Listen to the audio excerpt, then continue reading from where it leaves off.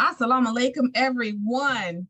Yes, I don't want to delay, but we have to introduce this wonderful, beautiful, humble sister who has been not on the sideline, but on the front line in the cause of resurrection of the dead. That's you and me. And has been by the side of the Honorable Minister Louis Farrakhan, and as he said, is partially responsible for our study guides that we have been studying virtually, let's say, for over a year. Let's please welcome, with a loud sounding round of applause, our Student National's first spokesperson for the Honorable Minister Louis Farrakhan, Student Minister Ava Muhammad.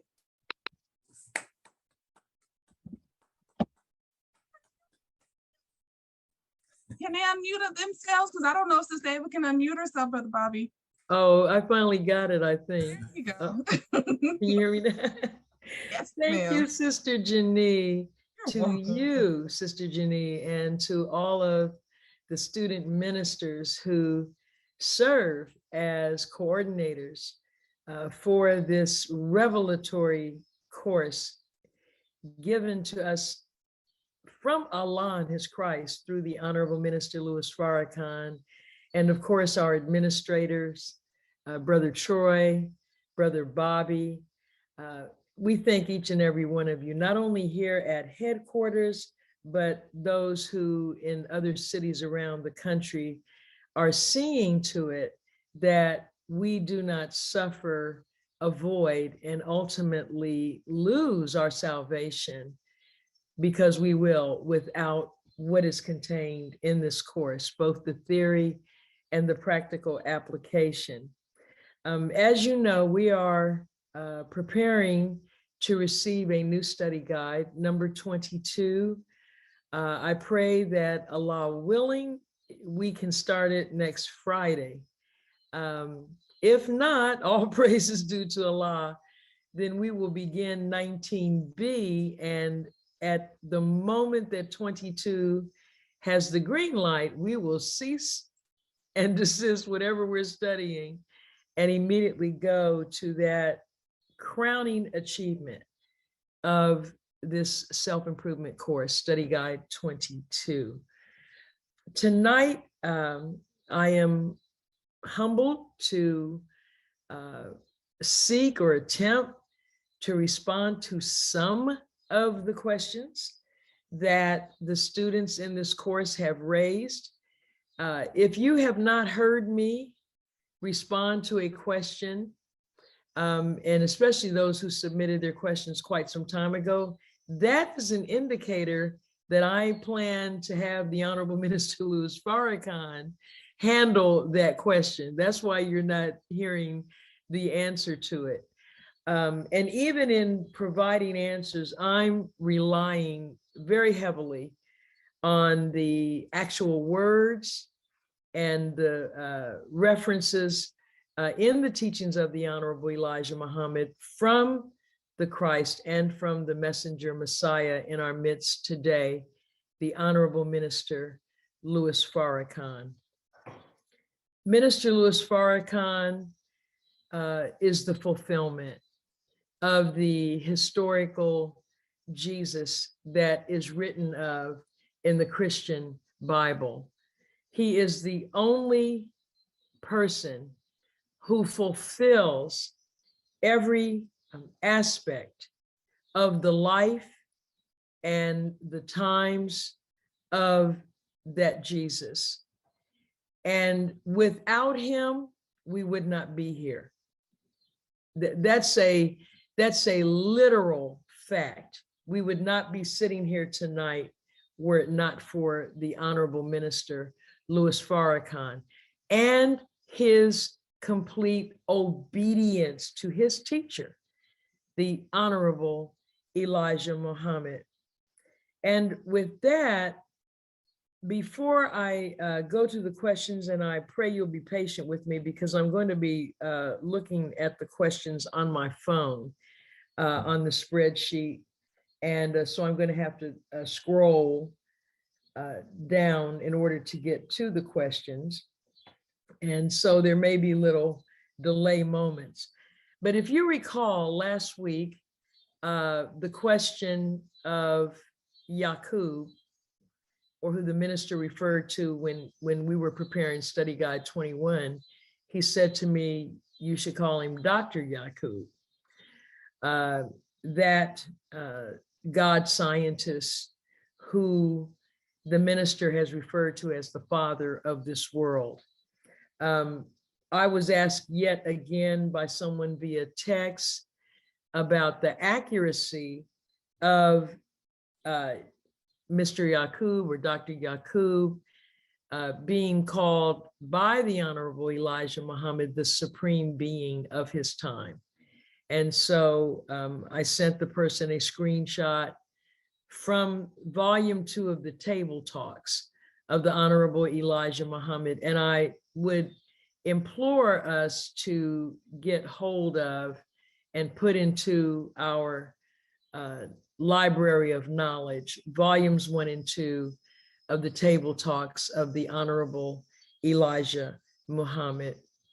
But I want to this week say a little bit more about Dr. Yaqub, and I want to now come from closing the gap, which is the base for Study Guide and the title for Study Guide 20 as well. There is the book, which consists of a series of extensive interviews conducted by Minister Jibril Muhammad, who is the author of the series Farrakhan, the Traveler.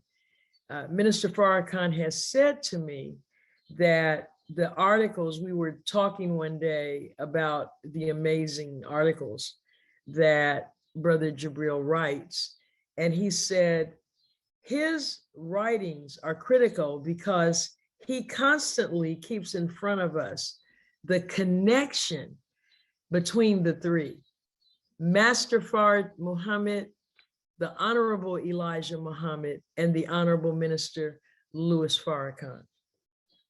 And I just want to lift a few words from one of these interviews with Minister Farrakhan. This was from October 9th, 2005. And it was printed in volume 25, number 5 of the Final Call newspaper. Now, I'm starting with words from Brother Minister Jibril Muhammad, and then Minister Farrakhan's response. Brother Jibril writes, the Honorable Elijah Muhammad had a way at certain times of first saying something to you and then interrupting it with something else, then returning to the first thing he was saying. He did it smoothly, not brusquely, harshly, or abruptly, but in a natural manner, as if he wasn't doing what he was doing. However, it would not fully dawn on you until much later. You would get and think on or act according to the part that was interrupted. Then you would forget it. But the part that he used to interrupt, the first part, is the part you would not forget. But it would not come up in your mind until later, often quite a while later, and it would also be as clear in your head as when he first told it to you. The Honorable Elijah Muhammad's words to me, this is still Brother Minister Jibril. The Honorable Elijah Muhammad's words to me in May 1966 that were one of the factors that led to this interview that I shared with Minister Farrakhan when the tape was off were, quote, now these are the words of the Honorable Elijah Muhammad. Master Fard Muhammad took me into the mind of Yaqub.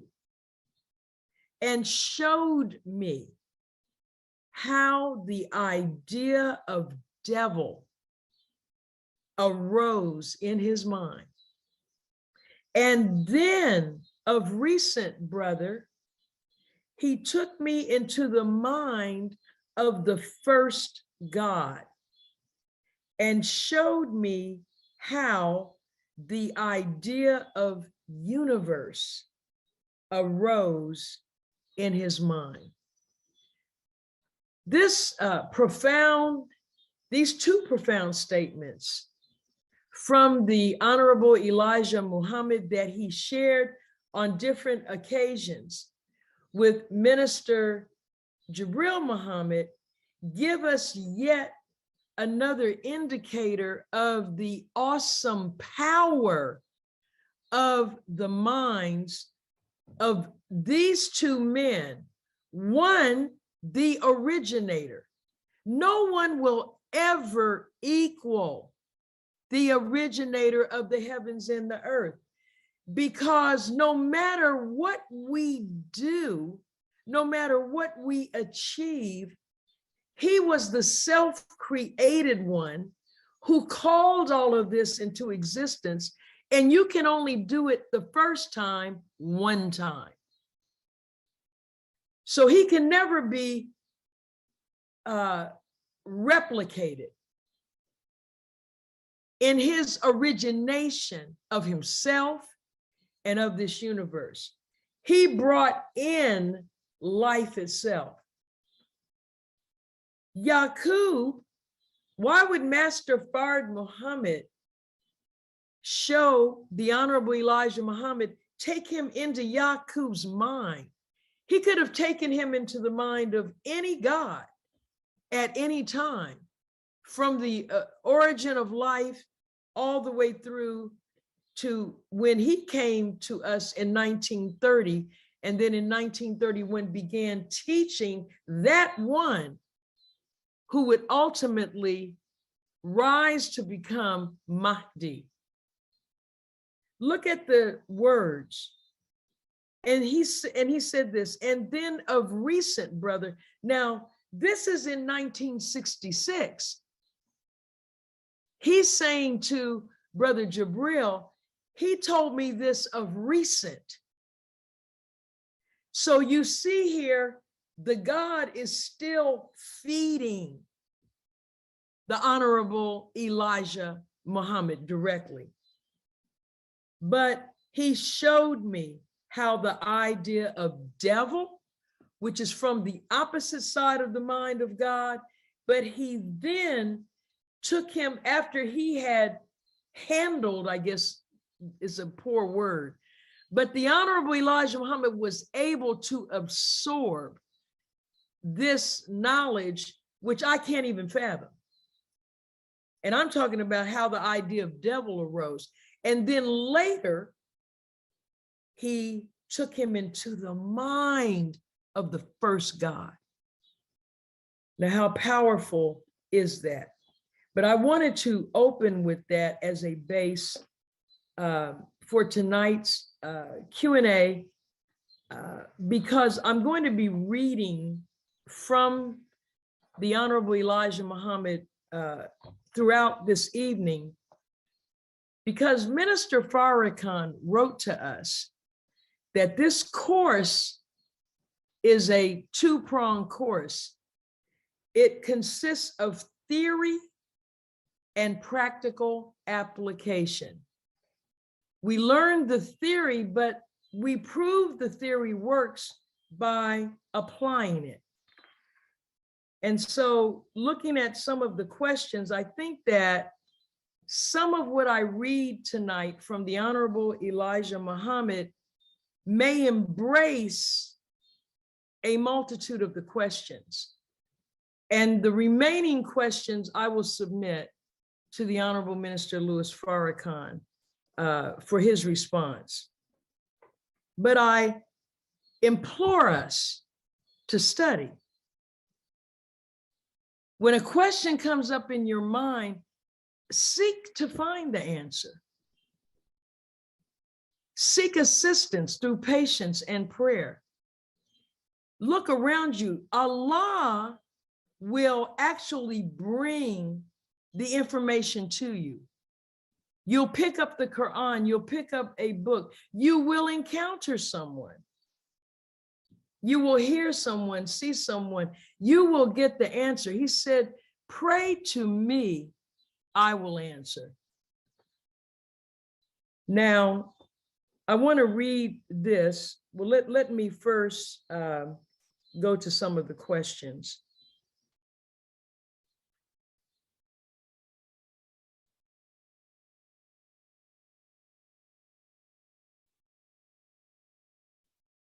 Okay, I had it up here and it slid away from me.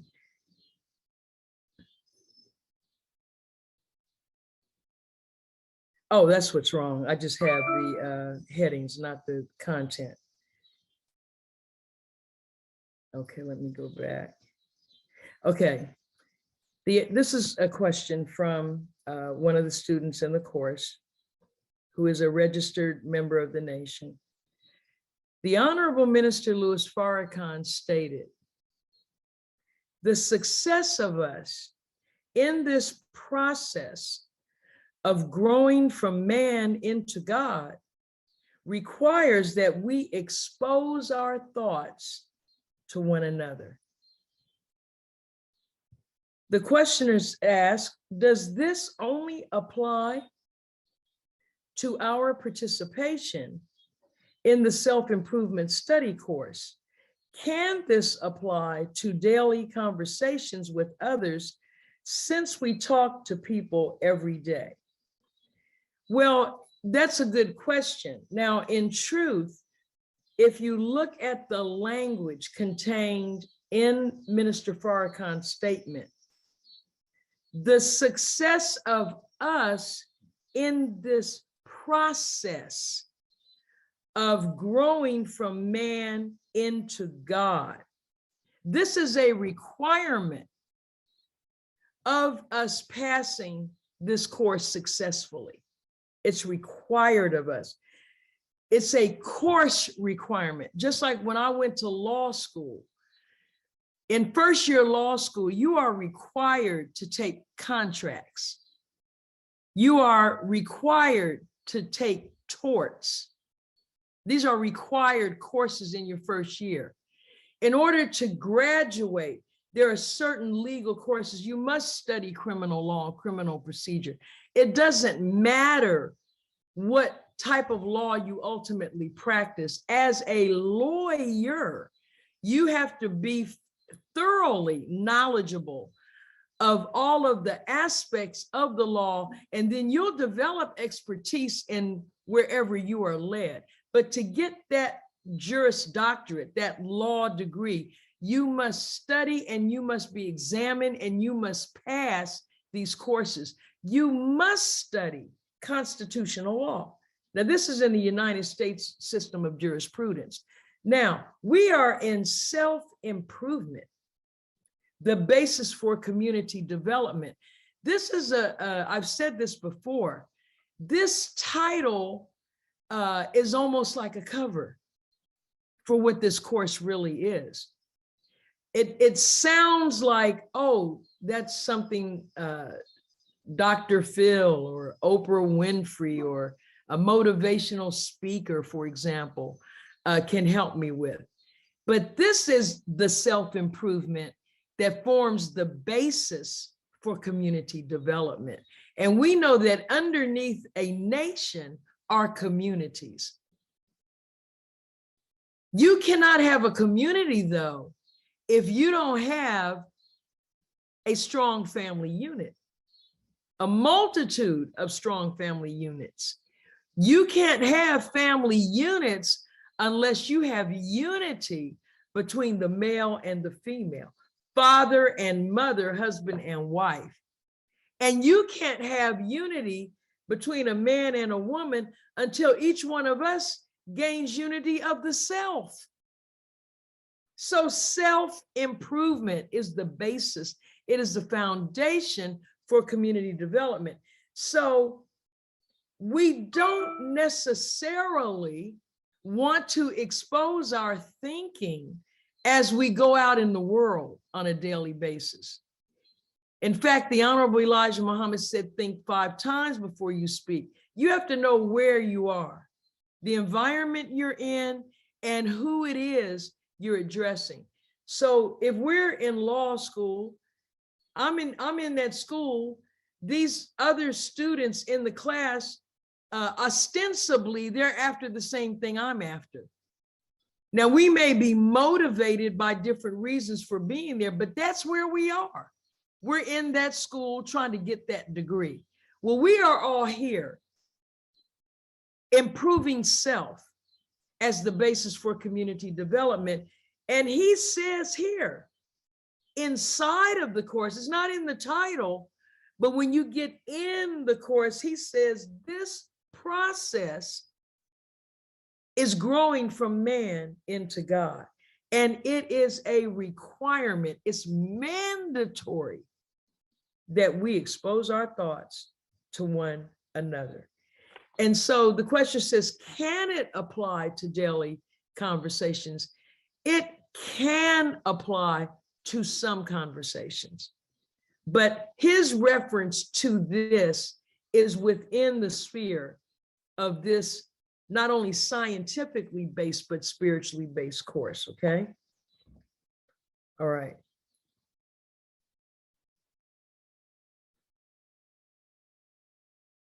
How has the Honorable Louis Farrakhan demonstrated resurrection power, which is the same power that powers the will? How has he demonstrated that? Well, I will give one example that's easy for all of us to understand, to see and understand. The Million Man March. Resurrection, in biblical terms, the power to, well, and in Quranic terms, in both scriptures, the power to give life to the dead, to raise the dead to life. That's what we're doing in this process. We can't grow from man meaning male and female. We can't grow from man to God unless we're alive. And when he found us, we were essentially dead, deaf, dumb, and blind. So part of the process, or the initial phase of the process, is to bring us from a state of death into a state of life. In order to be alive, you have to make motion. That's an indicator that you're alive.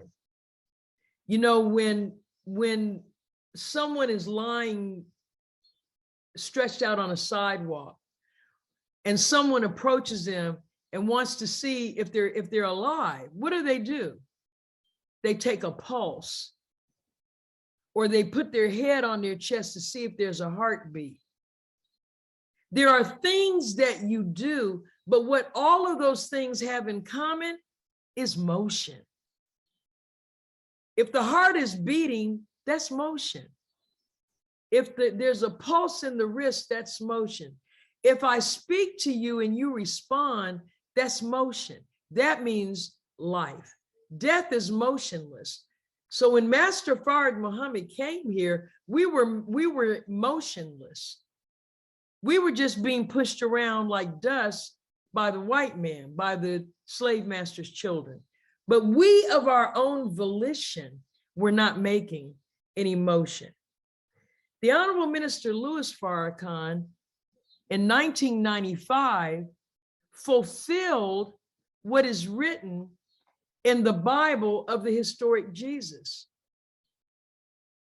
When Jesus raised Lazarus from death to life, and it was the raising of Lazarus from the dead that really agitated and took the enemies of Jesus to the next level, and a commitment that something had to be done, a finality.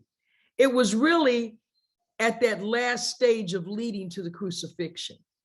This man is raising dead people to life. He's got to go. Now, how did Jesus bring Lazarus, who had been dead for 3 days? How did he bring him to life? Did he pump his chest?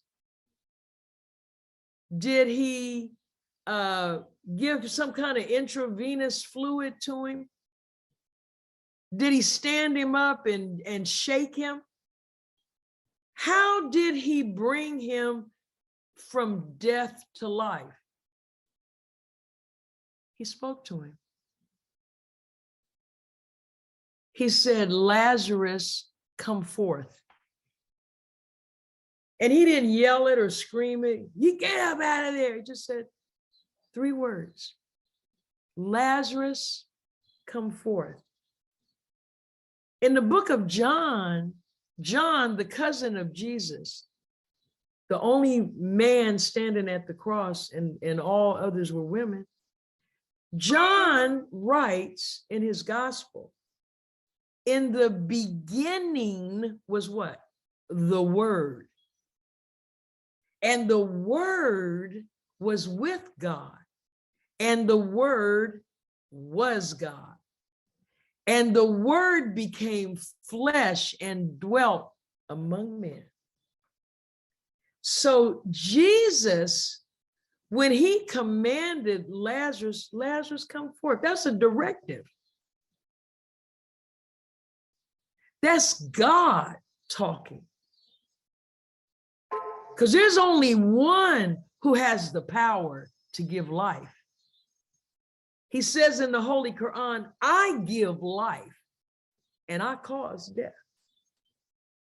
And so when Minister Farrakhan called 1 million of the descendants of slaves, of a people who Master Fard Muhammad found making no motion in 1930. And now in 1995, having remained in complete obedience to his teacher, who had expressed to him in 1963 that one day I will call 1 million. How did Minister Farrakhan bring 1 million Black men to Washington, D.C., in the seat of the capital of Satan? Our captors, who once had a law prohibiting us to even speak to each other without their permission. He didn't make an application to the president, who then it was Bill Clinton. He didn't go and ask Congress, is it okay? This was by Allah's permission. And when he issued that call, it was on the men to get there by whatever means they were able to come. In other words, the power of the word enables the person to bring themselves up out of the death state.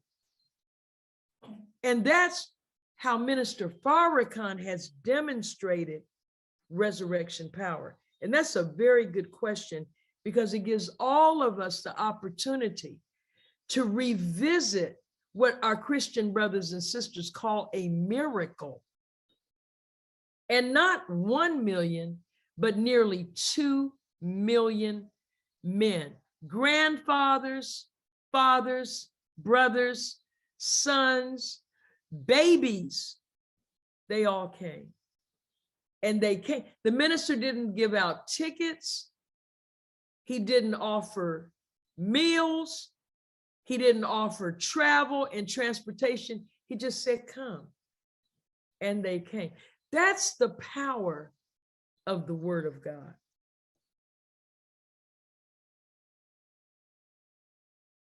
Master Fard Muhammad, the great Mahdi, came to North America by himself. Now, this questioner is lifting from page 10 of Minister Farrakhan's introductory letter to Study Guide 19A, dated February 23rd, 1997.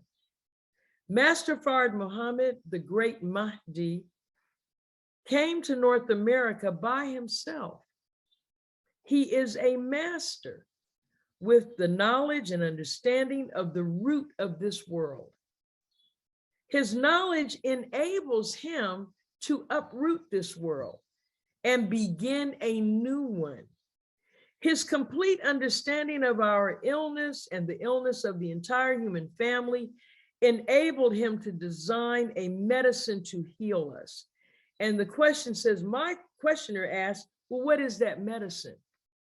That medicine is the spectrum of these teachings, beginning with Master Fard Muhammad saying himself, the scope of my teachings can be expressed in 6 words: accept your own and be yourself.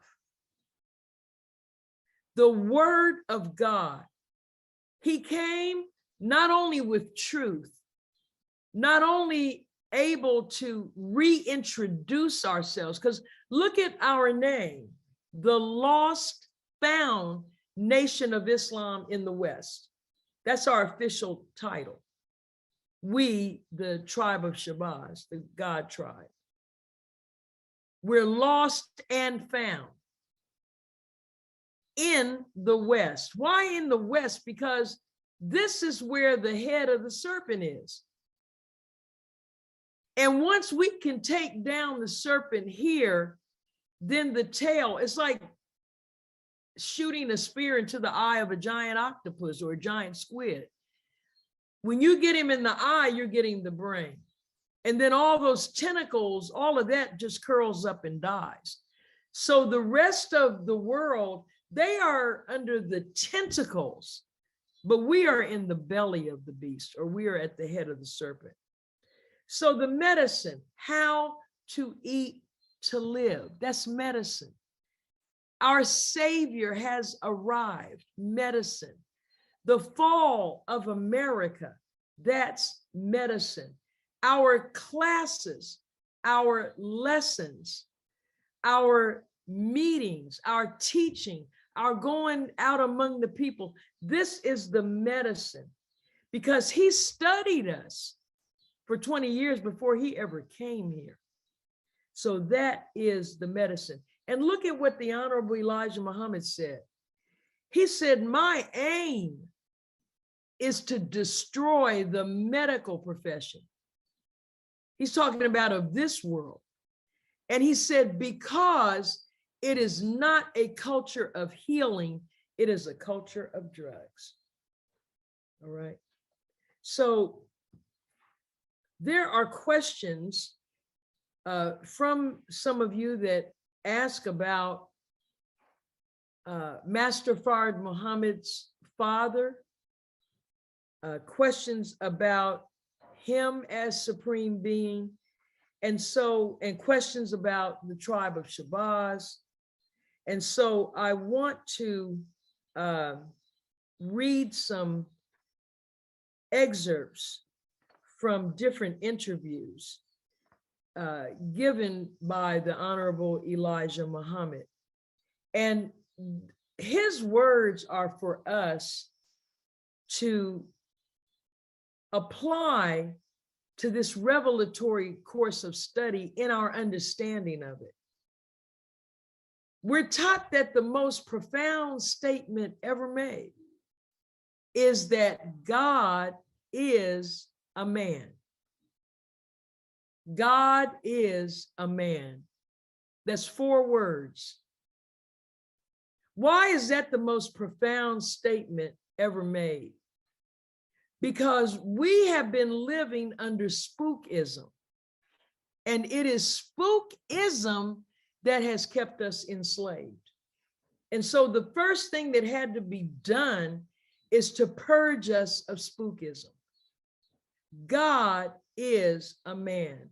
And every aspect of these teachings reiterates and demonstrates that it is the human being who has the capacity to become God. And as the Honorable Elijah Muhammad said in his writings, he said, everything that has ever been done to you, for you, by you, or by someone else has been done or affected you in any way, good or bad, has been done by a human being.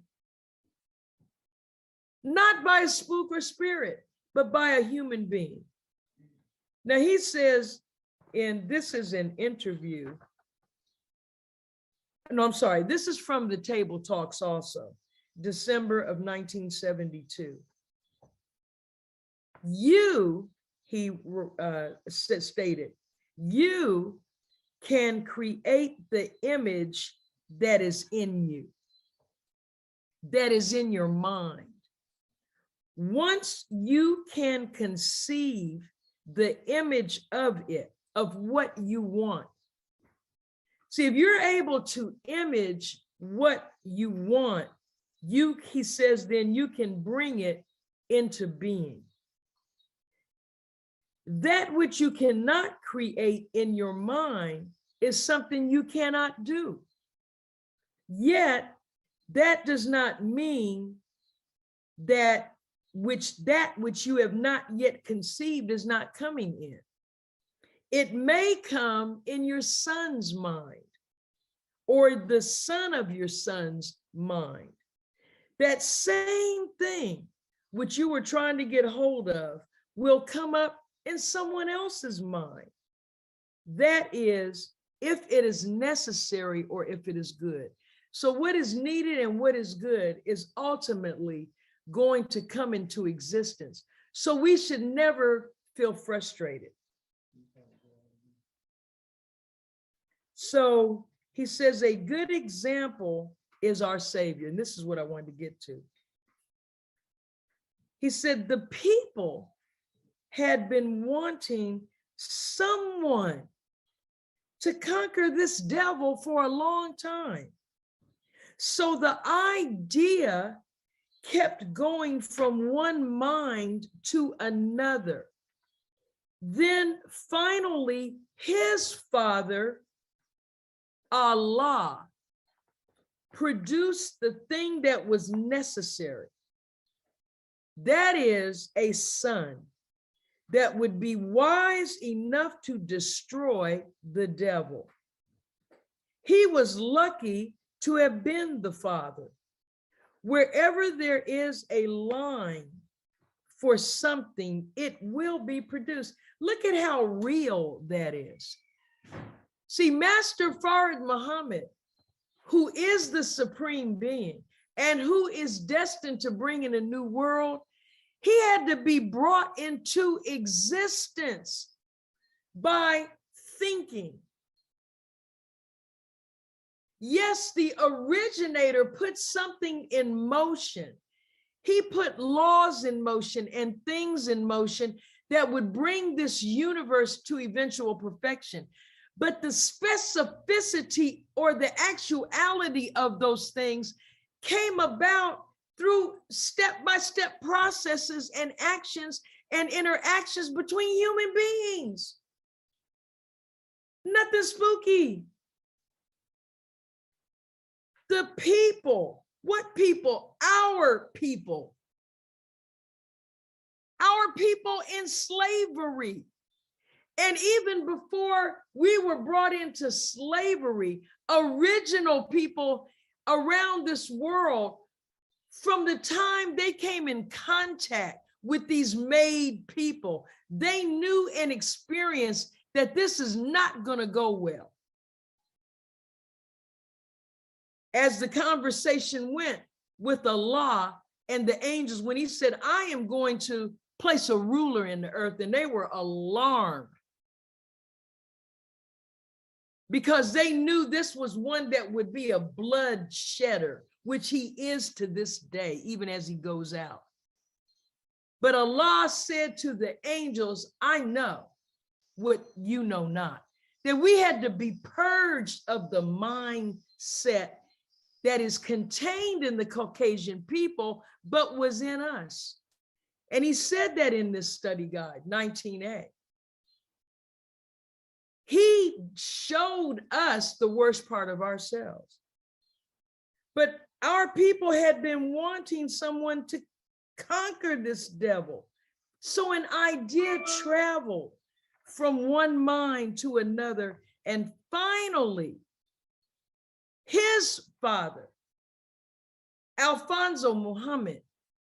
So someone had asked the question, was he the supreme being?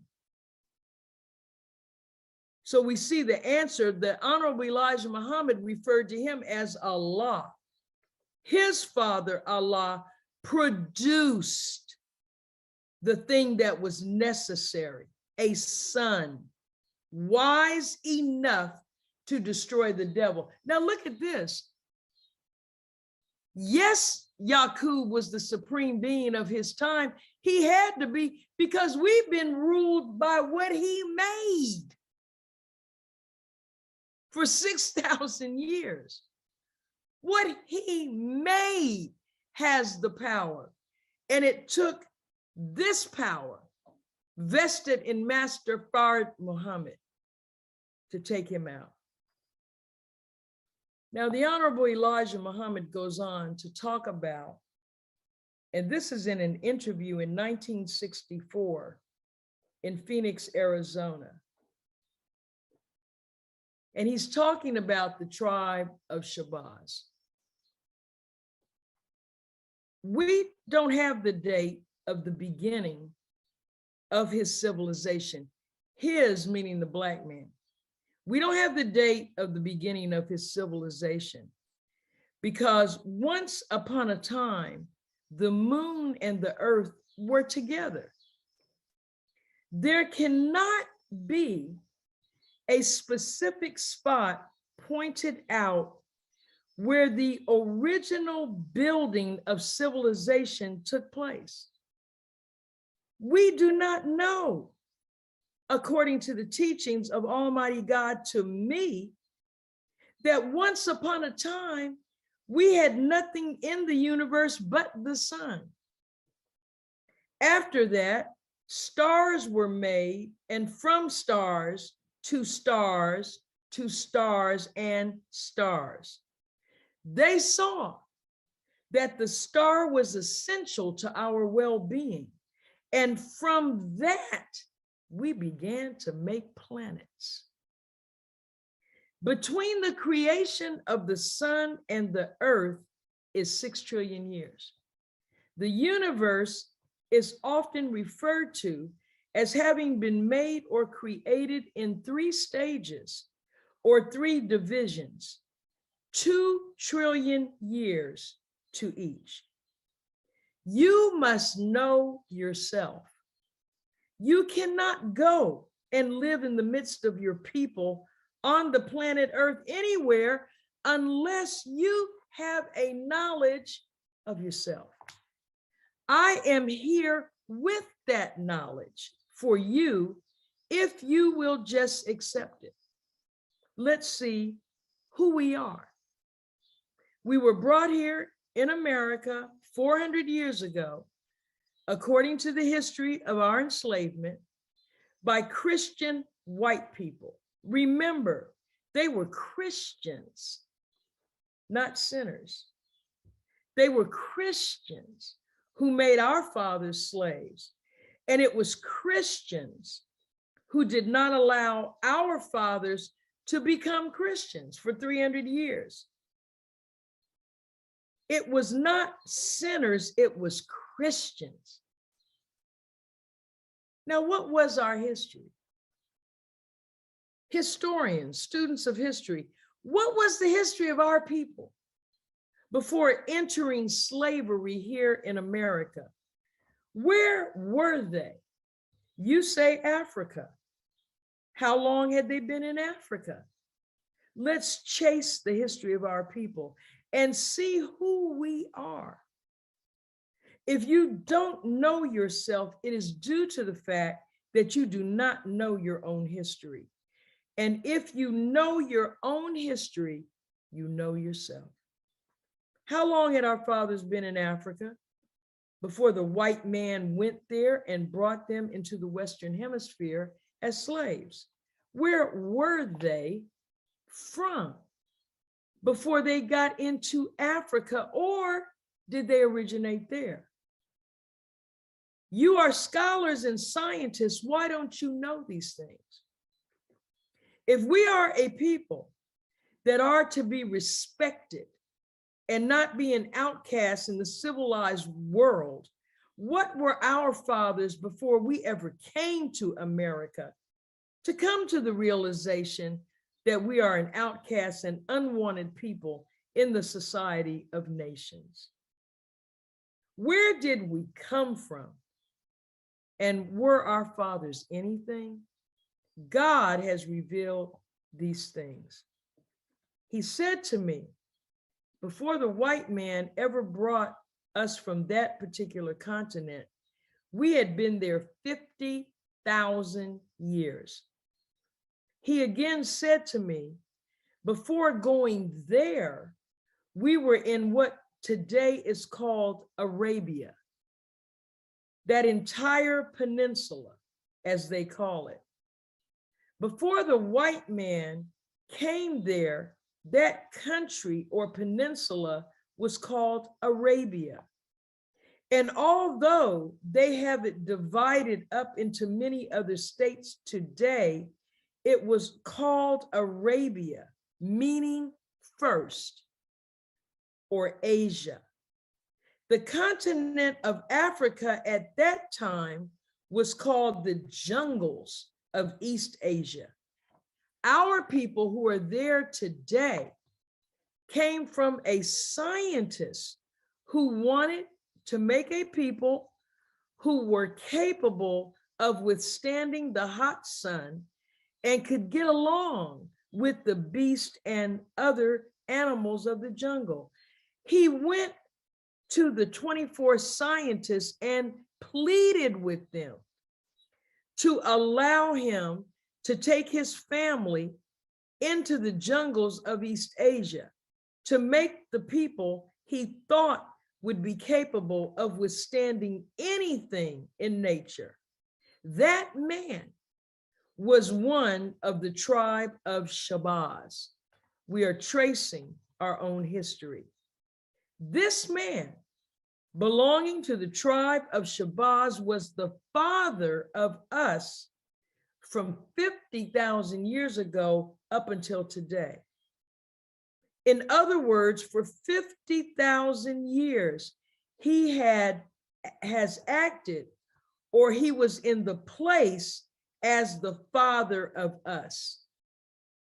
Before this tribe of Shabazz produced that scientist, there was a tribe of Shabazz called the #1 tribe before our deportation from Moon. And that deportation from Moon took place 66 trillion years ago. It was one of the tribes and the only scientific tribe that escaped that great disaster of the explosion on our planet in those days, who came with this part. This part of our planet dropped 36,000 miles from the original pocket it was in at the time of that explosion. That explosion or blast caused this part of the planet to drop. I'm sorry, I just read that. The part that you see at night called Moon, from the force of the blast, took it 12,000 miles away from the original pocket. That part of the earth that dropped 36,000 miles from its original pocket found another pocket in which to rotate. It never did stop rotating.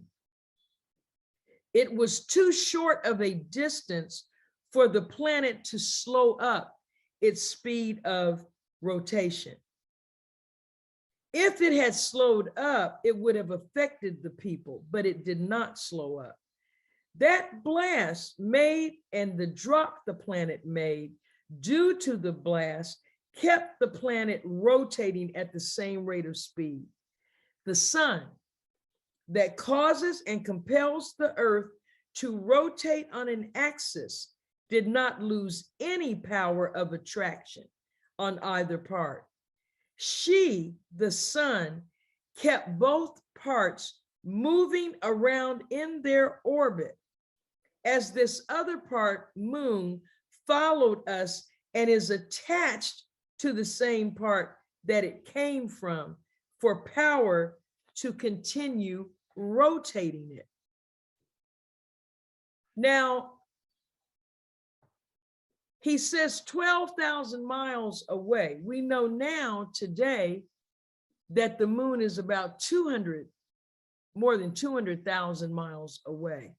Well, initially, it only went 12,000. It was enormous because it was so close to us. But as time passed, it went further out from us in distance.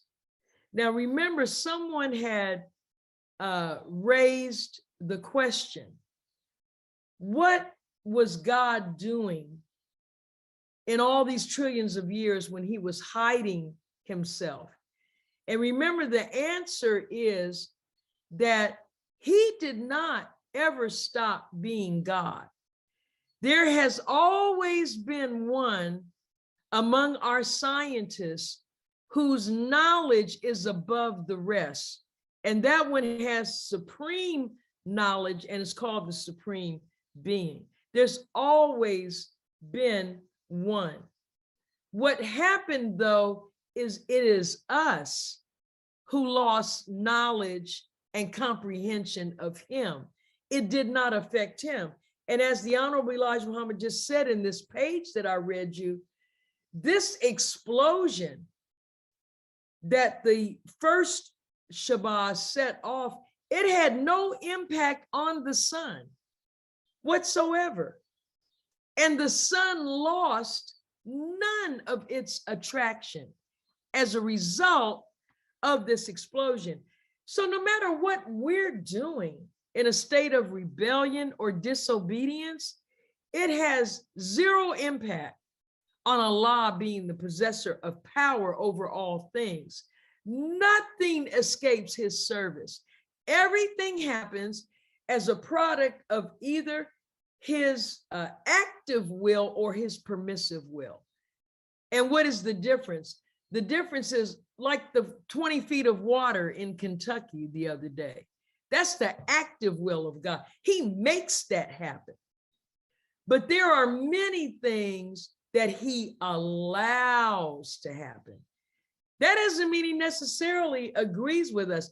So it's a mistake to say, well, if God didn't want me to do this, he wouldn't have let me do it. That's not necessarily so. It is not in line with his active will, but it is in line with his ultimate plan. And thus he allows it. And so he says they plan and Allah plans, and Allah is the best of planners. Right, let's go to another question. Now, someone asked, how do you get someone who knows the word so well to apply it? They are very eloquent, but easily get emotional and cannot move past loss, anger, etc. Well, the only way we can influence others is through the work we do on ourselves. That's the way we do it. Why is Minister Farrakhan so incredibly influential globally? Think back to we're not going to go do anything hard time travel. Let's just go back a few months to the Swan Song. He walked us through a series of trials, and he exposed his thoughts to us at the time. But what he showed us and demonstrated is that the path from man to God is what? Self-examination, self-analysis and self-correction. And so what we're all working hard on, and it is hard, it's hard not to attempt to impose our perception of things, our will on others. Why? Because at our root, we're gods, children of the Most High God. We're the God tribe, Shabazz. And so we want to exert power and control. We want our perception to be the perception of any given thing. And that's part of this struggle. That's me, that's you, that's all of us. We have to balance the God within with an understanding that Allah is the true center of everything. That's study guides 10 and 11. 10, the God within. 11, Allah is the true center. The sun itself is very near the center of the universe. She's not at the center, because at the center is the mind of the originator. And so we don't want to worry so much about getting someone to apply the word, but what we do have to do is control our own sphere. Don't allow someone to upset your balance. And the way to do that is to work on strengthening yourself, because who and what is around us and in our sphere, we called that. We called that into existence by what we're projecting. And so when we do what the minister did, we're not here to be carbon copies of Minister Farrakhan. There's only one Minister Louis Farrakhan. There's only one. There's also only one you. And your job and my job, as he learned his, remember when the Honorable Elijah Muhammad told him that he had another purpose in life, but beyond entertaining people and making them happy with music? And the minister said at that time, I didn't know that. His teacher told him that. He thought he was meeting his life's purpose, but his underlying desire was to make Black people happy in a world that hated us. But God had something else in mind. I'm gonna make people happy, all right. You're gonna change the world. Now, this section here, and I see we're running out of time. I just want to read, I'm not going to get it close to where I plan to, Brother Bobby, but take your time. The tribe after the blast, after the deportation of Moon. And I'm just putting all this out here because we have to come out of the thought and completely break with the thought. This time of separation is real. We're talking about complete disconnect, all right? And we have to disconnect from the narrative that life began for us after the Emancipation Proclamation. And even the lingering thought in some of our people that we were just some wild savages in the jungle. And even though the white man forced us onto his boat, we owe him a debt of gratitude because he civilized us.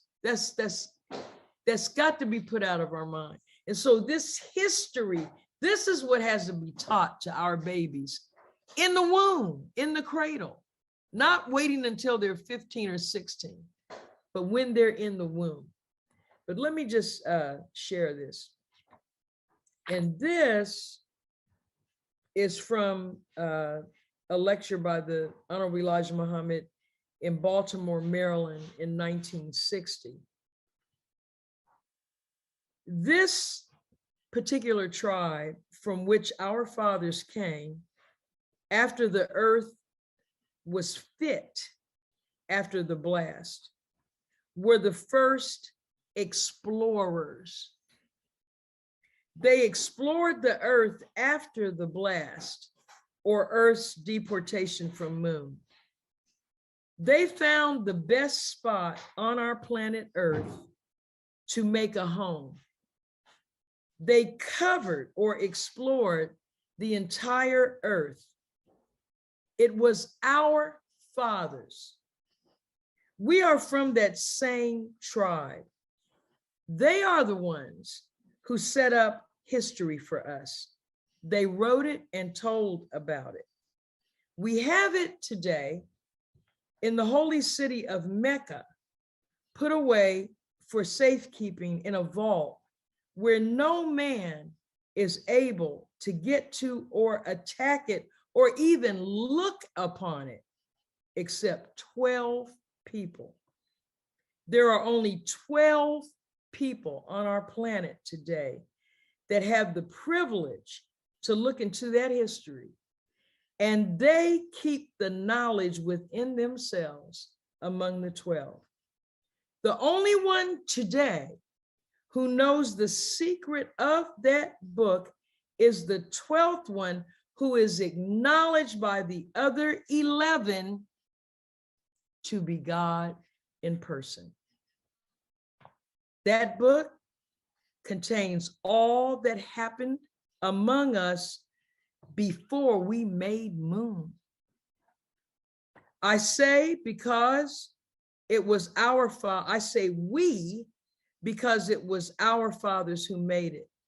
There are ways to prove the truth of this. If you are a scholar, scientist, or astronomer, you have a way of proving this. Before we made this moon, we had Mars turning as our moon for Earth.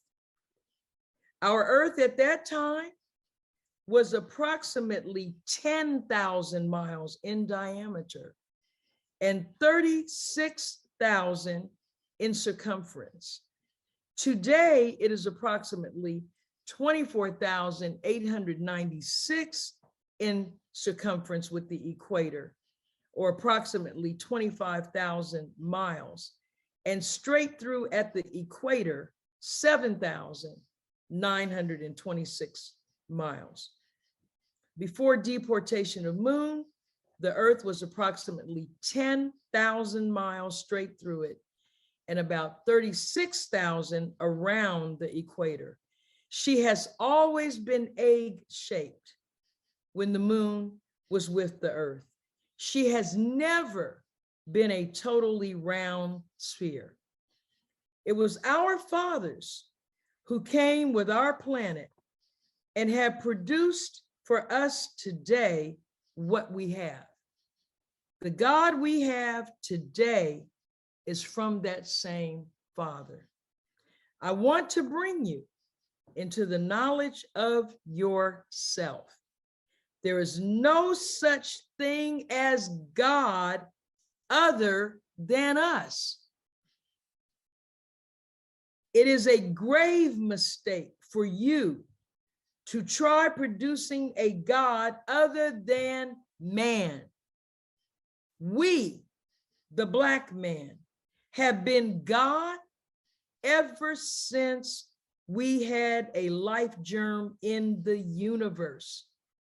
And the first life germ in the universe was us. This is from God Himself. Let me say right here that men's wisdom lasts or is supreme until another one that is more supreme comes about. That is the way gods operate. We do not have just one man's wisdom that extends all through time. It is another one. Your wisdom, for example, making a radio may last 5 or 6 years until another man learns to make a better one. And yet you will still get credit for being the first one to make the radio, but it has been improved upon. You could come back 100 years from now and you wouldn't even know your own machine because so much improvement has been made upon it. Look at the Ford motor car. If Ford saw his car today, he would say he was dumb by comparison. Although Ford did not put all of the improvements on the car, he was the founder of it. So it is with wise men in spiritual work and other sciences that we worship of the God that has made and created. We have them coming at intervals. When the wisdom of one is exhausted, another one picks up and improves upon what you have done.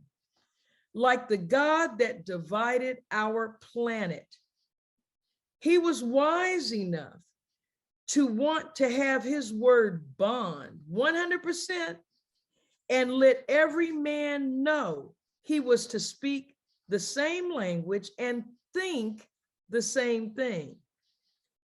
That was against nature. The heavens and earth are just not created that way, like that. They vary. Consequently, he failed and he was angry.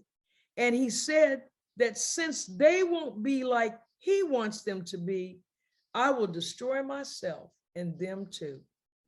But he missed, because the universe is made in such a way by the Creator.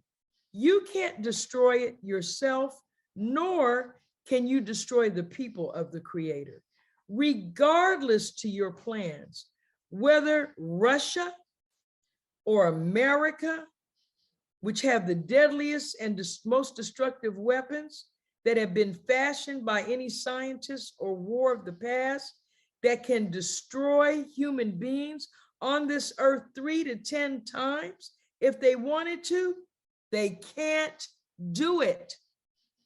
Regardless to what weapons you may use to destroy all on the earth, you will fail, because there is someone always sitting back behind the curtain that you don't know, who knows what you know. He knows an enemy that can destroy the enemy that you have fashioned. This is the way it was in the time of the man who wanted to destroy our planet. And so deportation of moon is of just indescribable magnitude, yet we survived it. Now here's the Honorable Elijah Muhammad 60 years ago talking about Russia and America and all of their weapons, which have only become more powerful and destructive since then. And he said, no matter what you think you can do, you will never destroy us. And so, beloved, I'm closing with this. Fear Allah and Allah alone. And the fear that he wants us to have is not trembling, restrictive fear, it's reverence. I don't care what Satan comes with. He has nothing that can destroy the original man. And you are the biological as well as spiritual descendant of the originator of this universe. So when you walk out of here tonight, or if you're at home, just go into the next room, go with your head held high. I'm going to do the same thing. We want to walk this earth in humility, but our humility should be directed to the God, and our gratitude to him for allowing us to be here to witness the greatest event that has ever taken place, the coming in of the eternal kingdom of heaven. So may Allah bless us all with love and the light of understanding. And I want to turn the program back over to Brother Bobby Muhammad. And thank you all for your patience so much. Thank you. Assalamu alaikum. Wa alaikum salam. Thank you so much, Minister Ava Muhammad. Can we hear from those that are present, if possible? Allahu Allow her to be able to hear. Akbar.